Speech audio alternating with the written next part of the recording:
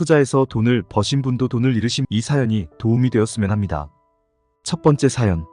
군생활 14년 퇴직금 주식으로 다 날렸습니다. 군생활을 마치고 퇴직금 7,800만 원을 받았습니다. 그런데 전업 투자자로 나선 지 4개월 만에 300만 원만 남기고 깡통이 되어 떠납니다. 실패의 원인은 뇌동매매와 너무 잦은 단타, 미수 몰빵이었습니다. 저도 이런 것들을 하지 않겠다고 다짐했지만 한 번의 실수가 계속 악순환으로 이어지면서 결국 같은 실수를 반복하게 되었습니다. 주식시장은 군 생활보다 심적으로 수십 배, 수백 배 더 힘들게 느껴졌습니다. 이 모든 것을 인생의 수업료로 생각하고 떠납니다. 어제 아내와 맥주 한잔하면서 너무 많이 울었습니다. 앞으로는 가족에게 마음의 고생을 안기지 않겠다고 다짐합니다. 남아있는 분들 꼭 성투하시고 건강하세요. 가족의 행복이 돈보다 더 중요하다는 것을 깨닫고 갑니다. 두 번째 사연. 주식으로 인생의 막장길. 올해로 주식 투자한 지 4년이 됐고 지금 남은 것은 대출금 2,400만 원과 무직 상태입니다. 주식이 쉬운 것이라고 생각했죠. 처음 2천만 원으로 2004년에 무턱대고 투자를 시작했습니다. 초심자의 행운이었는지 6개월 만에 2천만 원을 벌었어요. 주식, 이거 별거 아니네. 솔직히 책 한 권도 보지 않았습니다. 하늘이 도운 것임을 이제야 깨달았습니다. 상승장이라 누구나 쉽게 벌 수 있었던 시기였죠. 그때 자신감이 넘쳤습니다. 이거 크게 먹고 회사 때려치자는 생각에 투자 금액을 5천만 원으로 늘렸습니다. 그때까지만 해도 잘 나갔습니다. 하지만 장이 꺾이기 시작했습니다. 그때가 2006년 초였고 5천만 원이 3천만 원으로 줄어들었습니다. 눈에 뭐가 씌었는지 물타기를 하면 된다는 생각이 들어 총 원금이 1억 1천만 원이 되어버렸습니다. 그때까지 손해가 2천만 원 정도였고 대략 9천만 원의 원금은 있었습니다. 2006년 5월에 원금이 회복되어 기뻤습니다. 그런데 6월에는 원금이 한 달 만에 7천만 원으로 줄어들었습니다. 그때 가지고 있던 종목들 서울증권, SK증권, 코오롱, 유진기업, 사모FNG. 마음이 불안해지기 시작했습니다. 그 기분 겪어본 사람들은 알죠. 만약 지금까지 가지고 있었다면 엄청 벌었을 텐데 1년을 못 기다리고 바보처럼 원금이 7천만 원이 되니 하락장에서 브릿지, 증권으로 미수를 쳐서 원금이 6천만 원이 되어버렸습니다. 한 방만 잘 되면 될 것 같았습니다. 미수로 몰빵을 하면서 주식이 계속 흘러갔습니다. 눈물이 나네요. 괴물 영화 개봉할 때 퓨브 픽처스에 몰빵하고 1,200만 원을 까먹고 나왔습니다. 들어갈 때마다 원금이 1,000만 원씩 날아가는 심정이었습니다. 한 방만 잘하자며 여기저기 뒤지며 다녔습니다. 그러다 원금이 4천만 원 남았을 때 10월이었습니다. 지금 상장 폐지된 펜텍과 팩텍엔큐리텔에 1억 8천만 원을 미수로 질렀습니다. 욕심이 과했죠. 15%를 먹었지만 다음 달 고가에 팔았어야 했습니다. 종가는 10%에 형성되었습니다. 그래도 이익이 있었습니다. 상 2방만 치자고 하늘에 빌었습니다. 그런데 그때 김정일이 핵을 터뜨렸습니다. 미수금을 메꾸려고 1,000만 원을 더 투자했지만 팔아야 할 종목을 팔지 못했습니다. 끝내 다 팔고 나니 원금이 500만 원밖에 남지 않았습니다. 눈물이 앞을 가렸고 팔아야 하는데 손절을 못했습니다. 눈이 돌아가고 그래도 주식은 한 방이면 될 것 같다는 마음으로 다시 시작했습니다. 원금이 조금 더 있으면 괜찮을 것 같았습니다. 공제회에서 2,200만 원 대출을 받았습니다. 이것저것 하니 3천만 원 정도로 잘 될 것 같았습니다. 2007년 1월의 일이었습니다.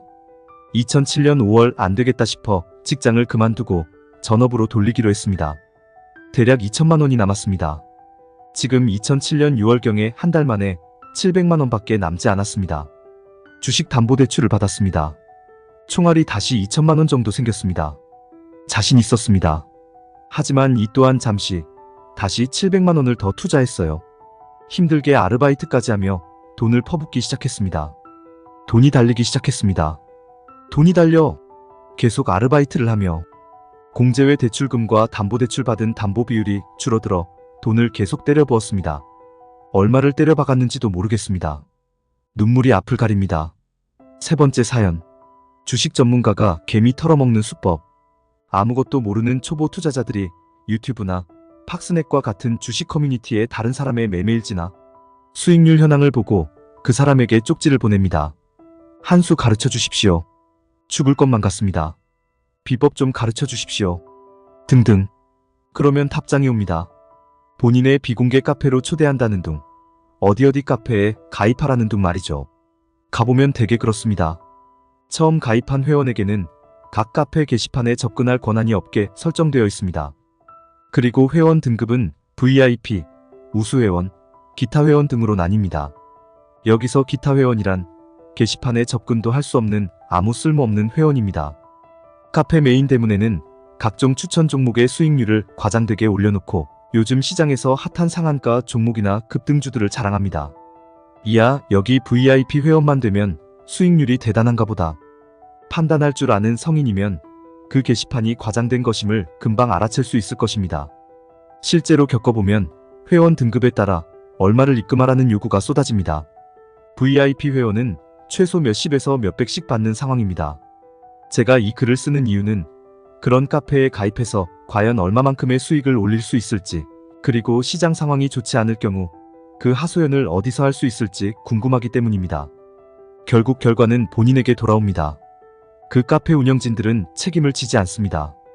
보면 가입비를 받고 실시간 채팅으로 회원들과 소통하며 급등주 위주로 지금이 매수 시점이다, 매도 시점이다 알려주는 모습이 보입니다.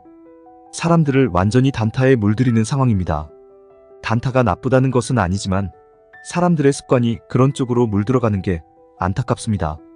장이 좋고 카페 회원들과 실시간으로 채팅하며 수익을 올리면 그날 게시판은 난리가 납니다. 운영자님에게 감사하다는 댓글들이 쏟아지죠. 대개 종목은 급등주나 테마주입니다. 몇 번 겪어본 분들은 이제 그런 카페에 접근조차 하지 않겠지요. 장이 좋을 땐 그런 쪽지들이 쏟아집니다. 저 또한 하루에 몇 통의 메일을 받으니까요. 완전히 상업성을 띈 카페들입니다. 저의 생각은 이렇습니다. 그 카페 운영진들이 진짜 자기들만의 수익을 올리는 비법과 노하우가 있다면 왜 사람들을 끌어모아 등급을 나누고 가입비를 받으며 어렵게 종목을 골라 실시간으로 매수 매도 타이밍을 알려줄까요? 저 같으면 혼자서 돈을 벌겠지요. 판단은 본인의 몫이지만 요즘 그런 상업성 카페들이 너무 넘쳐나는 것 같아 안타깝습니다. 설령 카페 게시판에 누가 괜찮은 수익률 매매일지를 올렸다고 해도 그 수익률을 올린 회원이 카페 운영진 중 한 명일 수도 있습니다. 누가 알겠습니까? 참으로 안타깝습니다. 수익을 올리면 금상첨화겠지만 그런 카페에 가입한 사람 중에 수익을 괜찮게 올렸다는 사람은 보지 못했습니다. 게다가 단타성 매매 위주라 요즘 같은 불안한 장세에 대응하기도 쉽지 않을 것입니다. 설령 카페에서 추천해주는 종목으로 손실을 본다면 그 카페 운영진들이 미안하다, 죄송하다 말하는 것을 한 번이라도 보셨나요? 결국 장세가 나쁘다거나 손절 시점이니 매수세가 매도세에 압도당했다는 등의 그럴듯한 핑계는 다 댑니다. 그래, 오늘만 날이냐? 내일은 좀 나아지겠지. 자칭 전문가들의 리딩을 받으면 위로하는 사람들의 모습을 보니 안타깝네요. 영상을 보시고 구독, 좋아요 눌러주시면 제게 큰 힘이 됩니다.